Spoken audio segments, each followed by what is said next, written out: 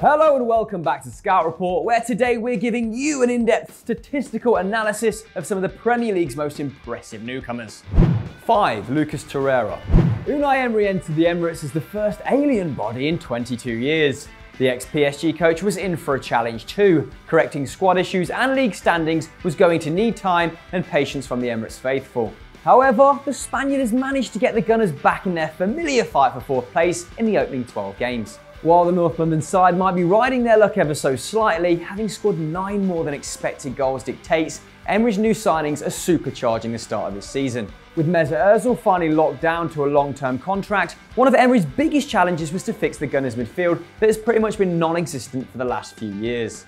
The arrival of 22-year-old Lucas Torreira for £26 million has plugged the middle of the park instantly.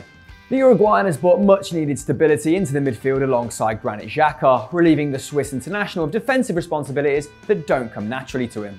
Torreira has been recovering possession just under 5 times per 90 for the Gunners, primarily in the centre of the park, sweeping up and preventing mistakes that would have been made by Xhaka last term. With a 90% pass success rate, the number 11 is the most accurate passer in the Arsenal squad. But if we look closely at his passing tendencies, then we can see that's because he's playing extremely conservatively. He is passed most frequently to Mustafi and Xhaka, suggesting that the majority of his passes are backwards or sideways, as he makes just an average of 4.9 deep progressions per 90. But with Xhaka's exceptional chance creation from deep last season, this isn't too much of an issue for the time being. So far this season, Arsenal are averaging 2.2 goals per 90 minutes, virtually the same output as Sarri's Chelsea. But at the time of writing, Arsenal are still conceding 13.9 shots per 90, more than twice as many as Manchester City, and even more so than Southampton, West Ham and Bournemouth. So come January, Unai Emery may still want to add defensive reinforcements. 4. James Maddison.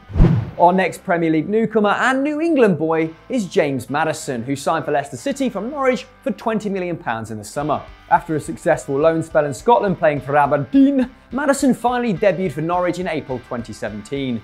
Over the course of 2017-18, the 21-year-old made more key passes than any other player in the Championship, with 65. After winning Young Player of the Season and Norwich's Player of the Year, Maddison's inaugural campaign in the Prem has started just as positively. The number 10 has made 11 league appearances, scoring 3 and assisting 2 at the time of writing. That's a direct goal contribution almost every other game, meaning that Maddison has had a hand in just under a third of Leicester's total goals in the league so far, contributing to a massive 2.4 key passes per 90. That's the same as Etihad magician David Silva. Still yet to earn his full international cap, his hot form got him a call up to Gareth Southgate's 3-line squad for the Nations League. And although he may not be able to sustain this fine start to the season, his expected goals and assists are actually 0.5 per 90 at the minute. That's better than Mesut Ozil. So when they do plateau, they'll probably still be pretty solid. Keep it up, James. 3. Kepa Arrizabalaga. This summer, Liverpool smashed a transfer record that has stood for almost 20 years when they signed Roma's Alisson Becker. Just a month later, Chelsea topped their rivals by splashing out a record £71 million on Kepa Arrizabalaga. The 24-year-old replaced the World Cup's Golden Glove winner Thibaut Courtois, subsequently becoming the world's most expensive goalkeeper in the process, resulting in high expectations. Life in the Prem hasn't started too badly, having conceded a total of 8 goals so far this season, almost half of that conceded by London rivals Arsenal. However, he's still let in 3 times more than their title rivals Liverpool and Manchester City respectively. Kepa has been making an average of 1.9 saves per 90 in the Premier League, much lower than De Gea's average of 3.5 saves, but that's not necessarily a cause for concern. The Chelsea newcomer is still saving 81.4% of shots he's facing, proving that he's an exceptional shot stopper. Let's provide some context. Now, considering the shots he's faced, the average goalkeeper will be expected to save around 76% of those. He's averaging 5 above that, with the highest predicted save percentage in the league at current. Kepa has proved that he suits Sarri's distinctive style of play extremely well too.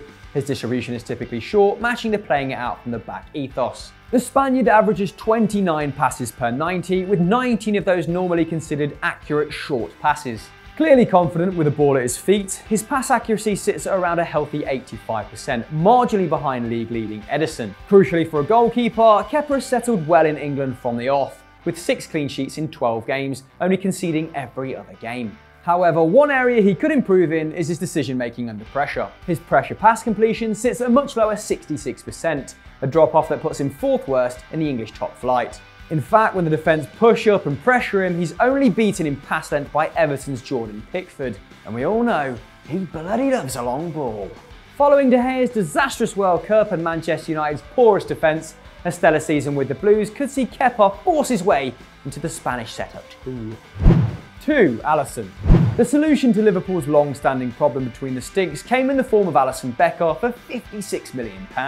Since Pepe Reina was prematurely let go in 2014, Liverpool have failed to find a worthy replacement, trialling out Mignolet and Karius, with the latter probably costing them a Champions League. Over the 2017-18 campaign, Mignolet was considered first choice in the league, but only managed to stop 61.4% of shots he faced. By comparison, Alisson has found a solid degree of consistency pretty much straight away in 18-19, keeping 7 clean sheets in 12 games, but doesn't really factor in Van Dijk, does it? So let's put that to one side. Last season, Alisson had a save rate of 80.1%, only inferior to Atletico Madrid's Jan Oblak across the top 5 leagues in Europe.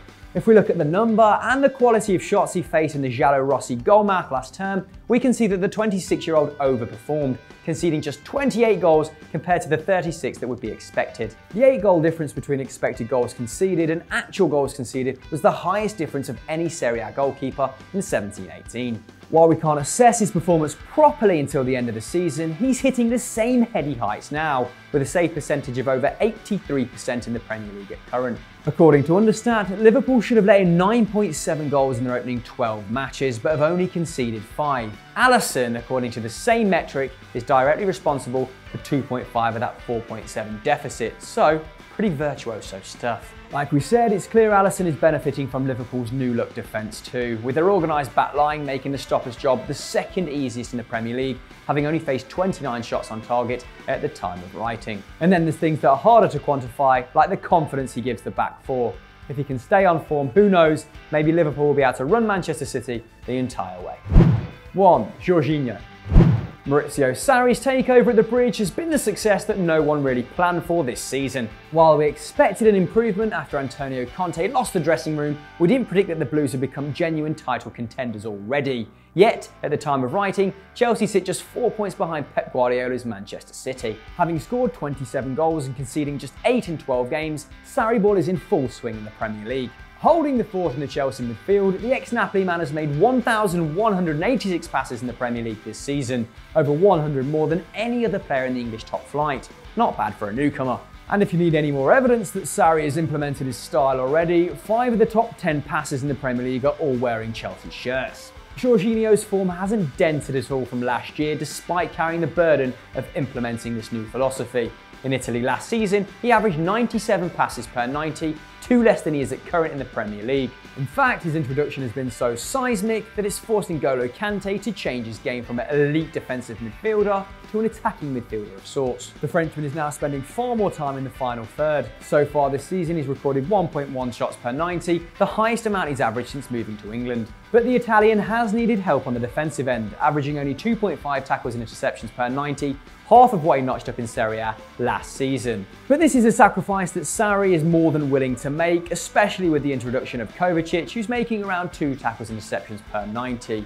Jorginho's build-up play is around the same as Toni Kroos's at Real Madrid, and he makes 1.6 key passes from deep, exceptional given his average position. But is Jorginho your #1 signing of the season? Let us know in the poll just above. So guys, there are 5 players who are making an impact in the Premier League this season, but should we do another one? Suggest 5 more names in the comments below. And if you enjoyed this, head on over to Football Daily and watch Sunday Vibes and download the podcast if that's your bag, I suppose. And as ever, don't forget to like and subscribe. Bye!